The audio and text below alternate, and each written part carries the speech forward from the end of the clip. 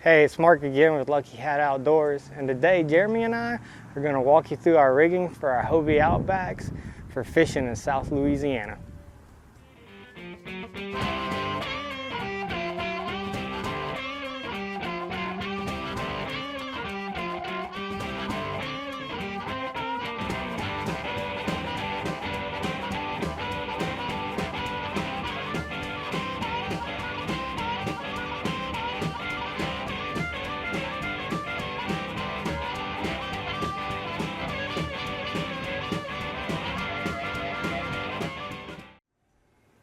Alright, so I'm going to start right here in my seat and what I have in hand's reach at most all times. Starting with my left pocket, I always have my pliers ready to go. I have them connected to, believe it or not, a mountain climber's retrieve, so that in case anything happens, I don't lose my pliers, because you never want to stick your hand in a redfish's mouth.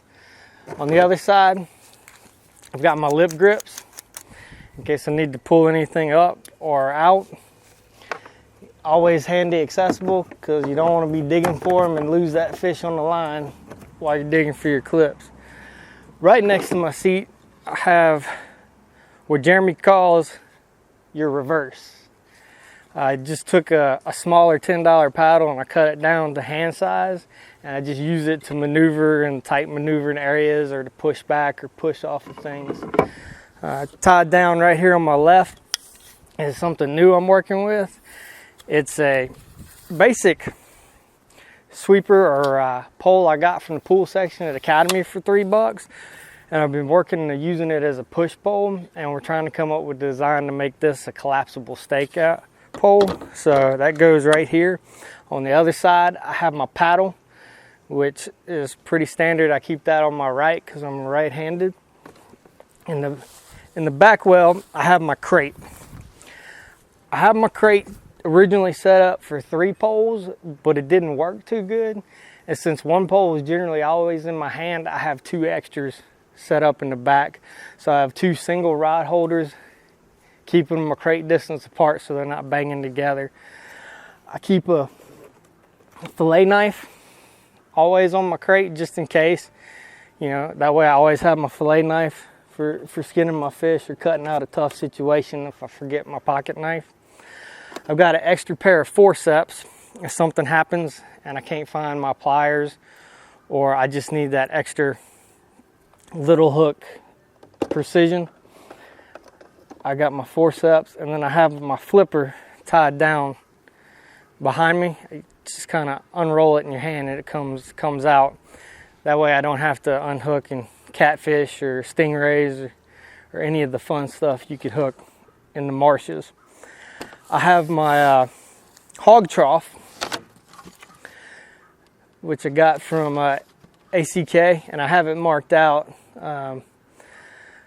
So I have it marked out for catfish and specks and reds, so I know where my legal is for channel cat, speck and blue cat, and of course redfish. So I'm always legal. It's a quick reference mark. I did it in red because I thought it popped off the yellow and it was easier to read that way.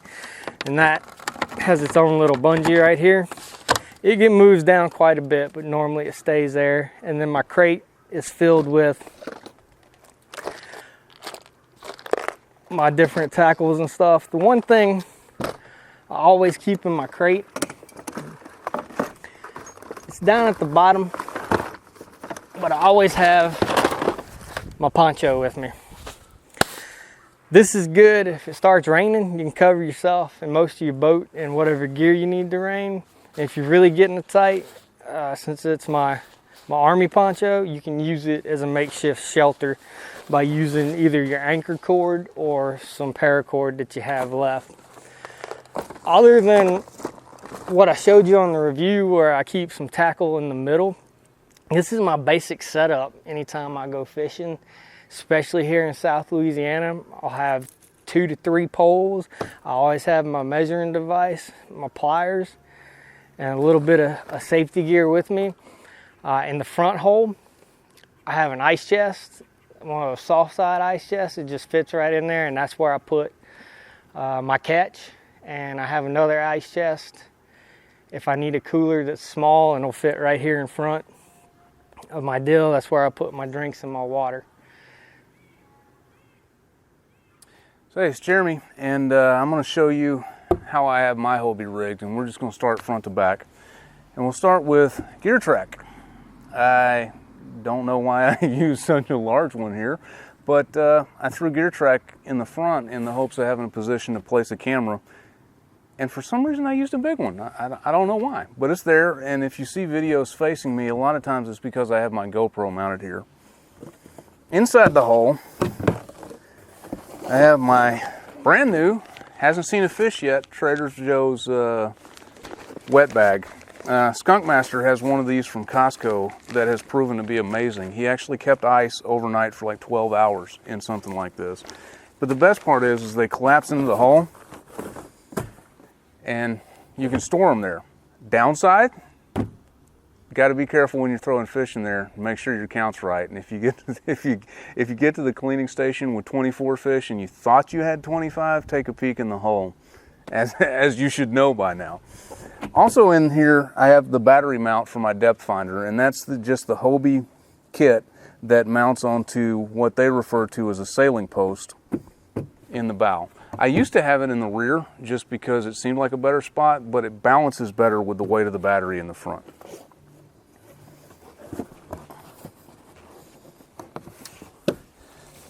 So moving back, I have more gear track, and my intent here was to use a different type of rod holder, and it turns out I didn't like the rod holders. So this gear track has proven to be, well, worthless except for an occasional camera. So this is something that doesn't get much use. And the same for the molded in rod holders. Something I don't like about Hobie are the molded ends, because they're out of spec with everything else. Nothing really fits great in here. So if you ever see a rod in this holder, it's because I need my hands free for a brief moment to either take a fish off a hook, put him in the ice chest, or I've just launched. These pockets kind of become my end-all, carry-all. In fact, see, it's got some snips for braided line. Things just get crammed into these pockets in my boat. You can tell what plastic I'm using based on the one I find in this pocket when the trip's over with.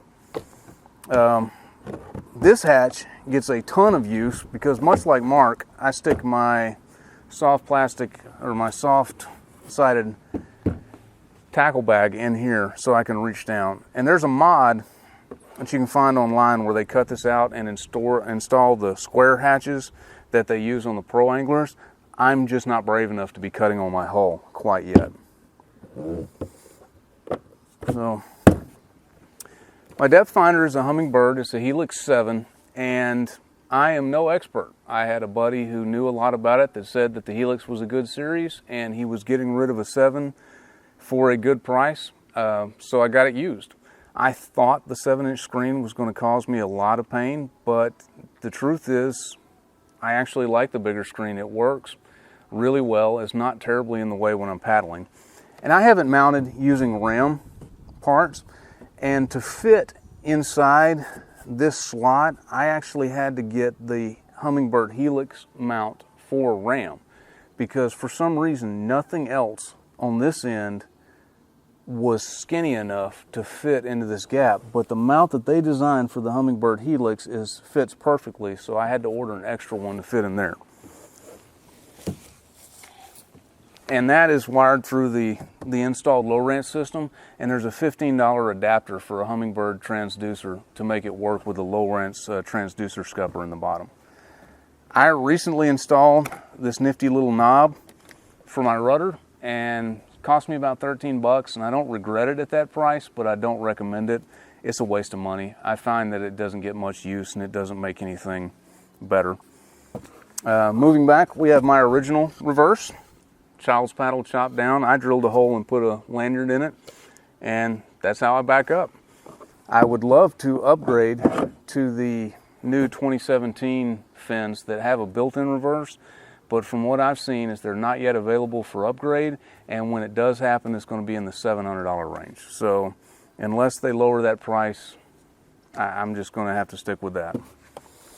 Moving back, there's a little modification that I went versus Mark. is I did not like the bungees and the way the bungees were set up, so I removed them, and then I paid, I think it's $2.50 a piece for the loops that screw into the hull from Hobie, and that just allows me to use bungee cords to bungee in my crate or my ice chest.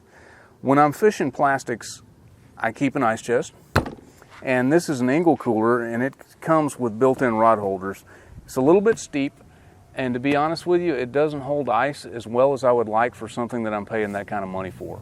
Runs about 75 bucks, and I wouldn't recommend it. The only benefit is the built-in rod holders, and these two in the front are almost worthless for a rod because of their position, so that's where my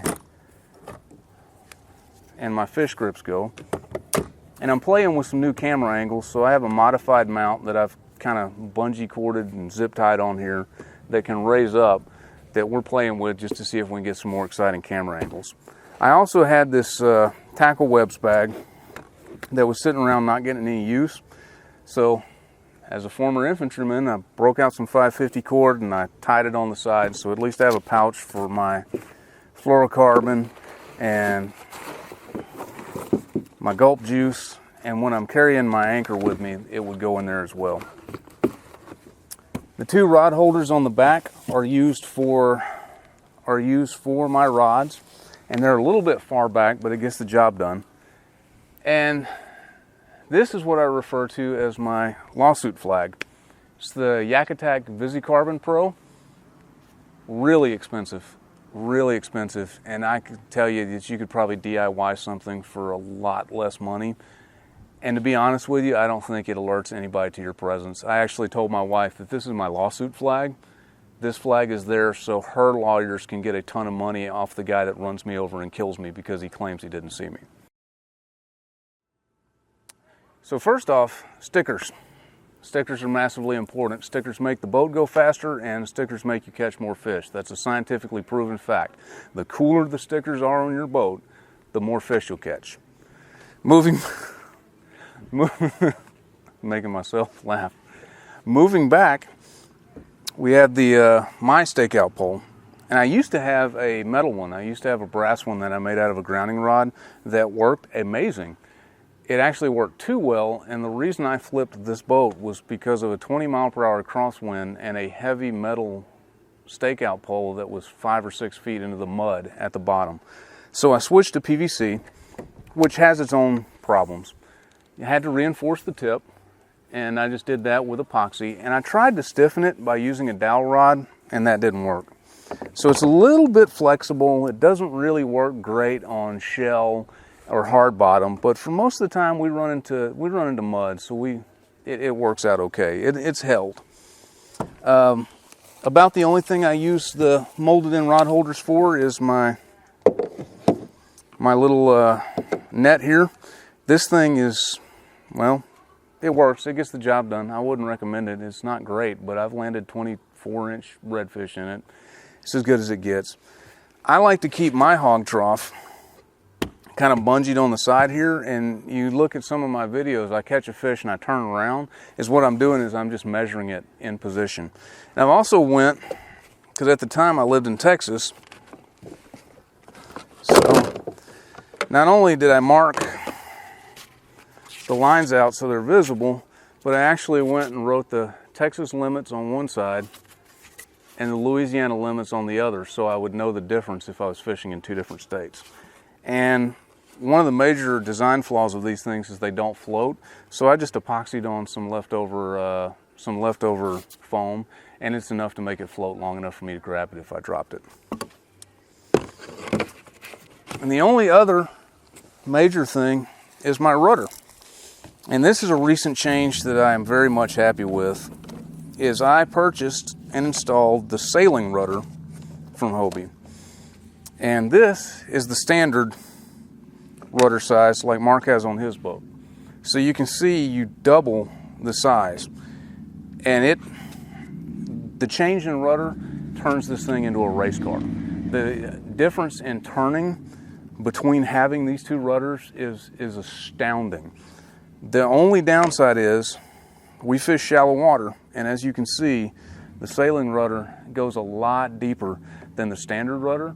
So if you're fluttering your drive and trying to get into 6 inches of water, this can be a little bit more of a problem than this. But as far as handling and performance, and if I was in a place where they didn't have skinny water, if I was on the Atlantic Ocean, this is what I'd want to have versus this. And being a $35 part, this is something I would recommend buying the second you buy the boat.